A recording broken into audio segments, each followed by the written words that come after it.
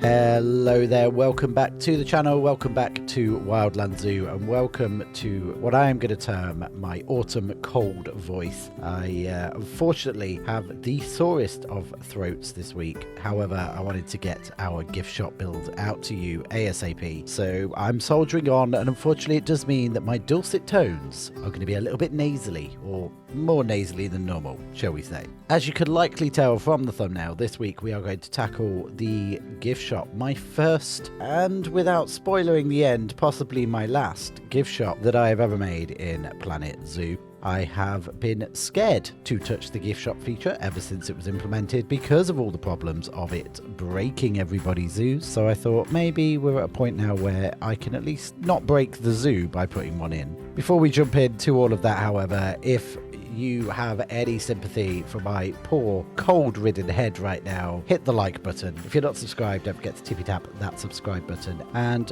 this episode's engagement emoji is going to be the gift, because it's a gift shop, but I will also accept the cold face because that's pretty much how I feel right now. Either way, pop them in the comments down below, all for the sake of engagement. Let's go, go, go, go, go. And away we go. I have literally never played, tried, or even tested these gift shops before. I'm going to start off by just basically mapping out our pathway area by getting what I believe is the area we have to put our shelves down onto the floor, and then we're going to work out our paths. We're also going to build in a couple of guest services into this building. So we're going to have a toilet area, and at the other end, we're going to have our sponsor spot, which is where you can sponsor animals for the zoo. Basically just an information desk, and a water station, just because we haven't currently got any guest services or guest restaurants or, I don't know, food places. They are coming. They're down on that list of the things I have to do before we move on to another area, which I may do off of camera and actually just do a tour. So we've got one more habitat for our Riverlands entrance area. That's likely going to be next episode, depending on what happens with the download pack, which I will go on to later on in the episode. Oh boy, have I got some moaning for you about that. But yeah, we've got one more habitat left over. We're going to look to get that done, tidy up the riverbanks area, and then we're moving on to new areas and possibly another big exciting building, which I'm really excited about, and I've been planning for a while and I can't wait to do that. But enough of that, we'll come back to that later on. Once we've got our toilet block all set out, we're going to start off by placing down a floor. Now, this entire building was built around the idea of being able to hide these hideous wooden floors that make up the gift shop. So what we've got is our wonderful painted wood, painting in a lovely warm walnut. And we're just going to run them all the way around.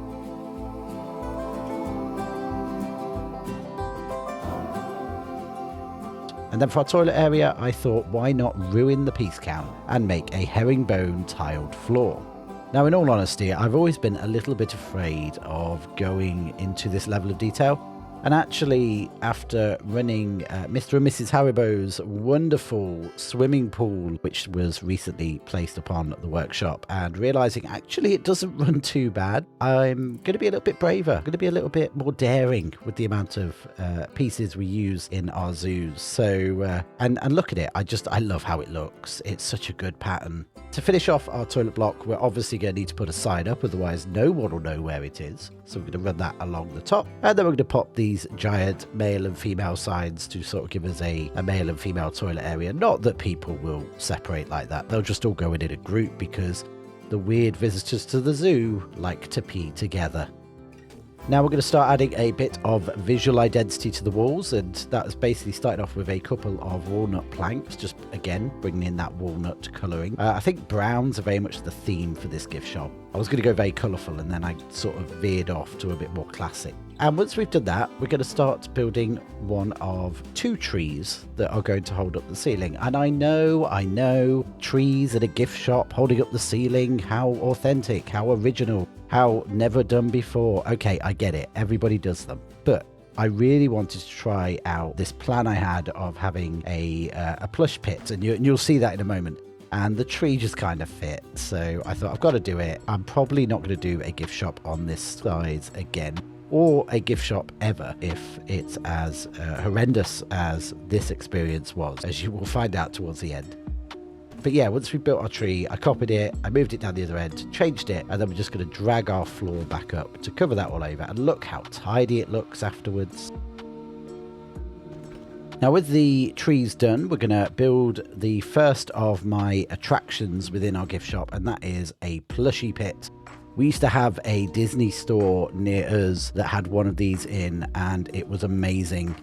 Every time you go by there, you used to run, and despite how often you were told not to, launch yourself headfirst into the plushie pit, only to find that it was actually a wood and metal construction underneath that had the bare minimum of soft toys on top of it. So the staff always tried to stop you because they knew you were going to smack your head on something. They actually removed it in the end because I think they got tired of people getting hurt from all the kids just jumping into what they assumed was essentially a ball pit full of soft toys. It wasn't. It was just a display.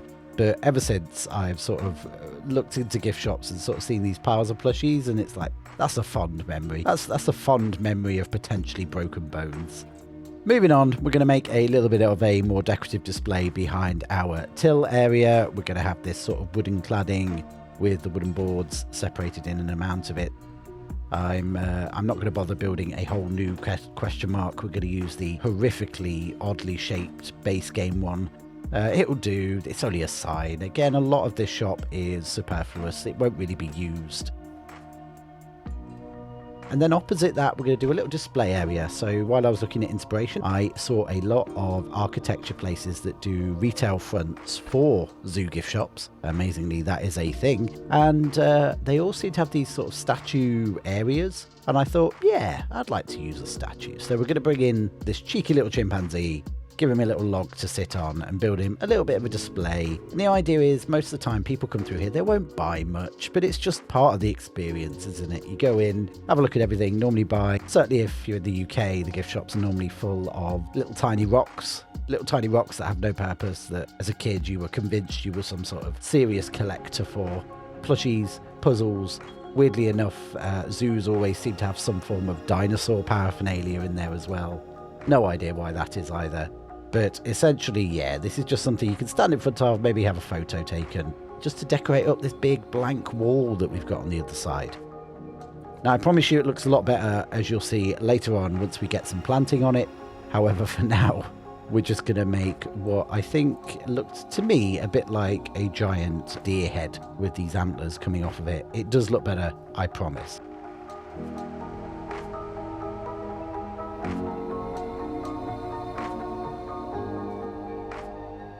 Now, moving on to the gift shop parts. So I like these shelves. In fact, I think I used these in episode 2 of Wildlands, where we were building just a little gift shop in our temporary entrance. And I like the shelves. I like the idea that they've gone to the extent of putting this handful of items that are randomized across the shelves, and they look great. What I don't like is the gift shop mechanic.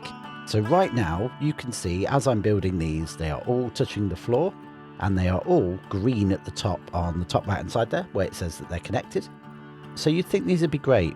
Again, just a little spoiler, but at the end, none of these worked. And the fury was incredible. In fact, I'm only just getting over it. Yeah, very angry at gift shops. But anyway, we're going to pop these around the floor space. And the idea and the way that we did the paths means that you should see visitors going in between all of these shelves, and it'll at least give the impression that they are shopping. With that done, we're going to jump over to the back wall, where I thought it was looking a little bit too plain. So I jumped back to my inspiration photos, and again, notice that shops like to do these sort of, for lack of a better word, podding, where they make little areas that are enclosed or feel enclosed. And it's just where they build up the shelving into little segmented areas, and they generally all have the same stuff on. So I thought we'd give it a go. Now we're going to do that by just building these cladding slats and running them up and above over the shelves in between these wonderful brick pillars. And these are just in that darker colour again, so they stand out against that back wall. Now I ran these all the way down this back wall, but I'm not going to make you watch me do that. I did also try my hand at putting in some non-pre-modelled gifts. However, as you can see here, 99% of the pots in the game are far too big to go on these shelves. Once I'd finally settled on some other stuff, you may see a couple of drums, etc. dabbled around the place. I went back and decided let's decorate up this tree a little bit, and we're going to do that using these hammocks. I actually really like these. I like a lot of the repaintable African parts. That Arid pack and the Africa pack, especially just come out for the console as well. Start using those flexi colour. That was really when Frontier started to really go mad on making most of the stuff in each download pack a flexi colour piece. And it's a great decorative theme. Just placed down a couple of separators there for the cues, and now we're going to start segmenting up so that the floor didn't look too blank. And what we're doing here is we're essentially using this plaster just to make these coloured areas of the floor, and what that will also then naturally give us is a winding path left in the walnut colour that we put down originally. And then once I'd done all that, I kind of thought the path didn't look that busy, or at least that detailed. So I thought what I'd do is just to add more to the piece count is using metal poles sunk into the floor, we're going to make ourselves a little walkway follow me type vine system. So starting at each store, we're going to run these wonderful little dots, dotted leaf stems all the way around, going to each area of the shop. This didn't take as long as I thought it would actually, and I really enjoy doing things like this. As you can see here, I've also made a couple of leaf shapes so that they could be attached to the vines. And we're just going to scatter them up and down along the vines as we go, just to add a little bit more of a pattern to them. Once we'd ran that all the way through, it was time to start on our plush pool. Now, I don't want to just fill it with plushies. I'm going to pop down a couple of statues first, just so we can fill it out. And the idea, again, is that it would just make it look a bit more bulkier. And it's something that when the kids see it, they're like, oh, wow, it looks amazing. And I say kids, I mean me as well. Now we're going to start filling it with all things soft and furry. And what I essentially did was make a small template of probably about 15, 20 plushies, and then copied and pasted, and then went back and tweaked them all and put them all individually at different angles, doing some upside down, looking like they've been fallen over or been sucked into this pile. We're doing sort of ones taking a head dive in. The idea was to just have fun with it and play a little bit of a story. And I really, really like how it turned out. The only downside is I'd like either these to be Flexicolor or for them to give us more plushies. Ideally both would be great. And also didn't miss the opportunity to make a couple of stories. So we've got one here of the lion being pushed off the edge by the zebra. And I also ended up popping a couple of other plushies around the gift shop. There's quite a few. So see how many you can see in the final cinematics, as there will be others that I've not shown on the video here. Over the other side, as I mentioned, we're going to have a sponsor spot, which we're going to build up now. So we just brought over some of our till cladding from our other side there. We're just going to use this wallpaper. I just wanted something to catch your eye, and this wonderful vibrant green just kind of really worked for me.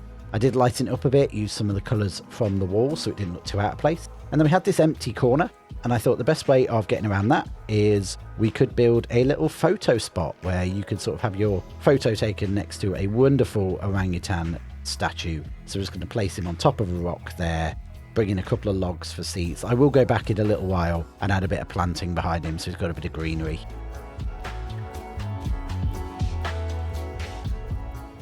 Now with that done, it's time to jump over onto the planting, and we're going to start with our little monkey display, I guess we can call it. Going back to these wonderful ferns again, just because they look so good. And the idea is most of the plants that are going to be in the shop are obviously going to be plastic. So we're going to make use of the vibrant greens. I love this Kentia palm from the Oceania pack. They've got wonderful spreading leaves, but they're not massive. I'm also, if you caught last week's video with the 1 hour builds, I really started to enjoy mixing the hosta into drooping vines, and I thought they'd make a great covering for this wall, just to add a big pop of colour, and they look really, really good. I'm going to have to use them so much more. Now, for the fake trees, if you remember back to, I believe, our very first episode, I did a tree canopy in our original insect house, and I wanted to bring a little bit of that back again. So we're going to use the arrow bushes turned upside down so that they look like they're growing upwards, and then we're going to cover them in the netting. This time, however, what I am going to do is use these little LED hangers to hang the netting from, so it looks a little bit more secure. So we're just going to run that all the way along. It just gives a nice little canopy feeling.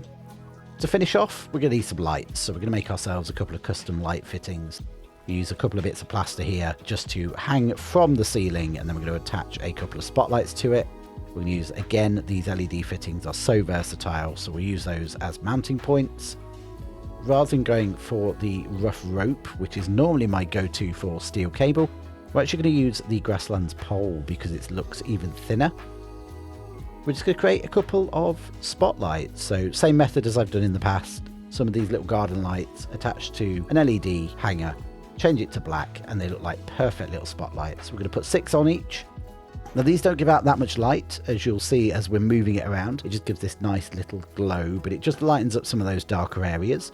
What I'm going to do off camera is I am going to go back with some of the bigger spotlights and use them just to pick out the tree, pick out the monkey statue, just sort of, you know, work its way around just to highlight areas I want highlighting, and you'll see that in the final cinematic. You may also notice that I've got some pictures on the walls here. They will have wonderfully artistic photoshopped pictures from around the zoo, just as a bit of wall art. The final thing to do is to hop on outside and give ourselves a wonderful zoo sign. I wanted to keep this one fairly simple. So we're just going to go with a good old green zoo next to a wonderful black lettering. We're going to use the duplication method just to give ourselves a bit of a drop shadow, add a bit more 3D to it. Change that to black, and I think we're about done. Let's see how it looks.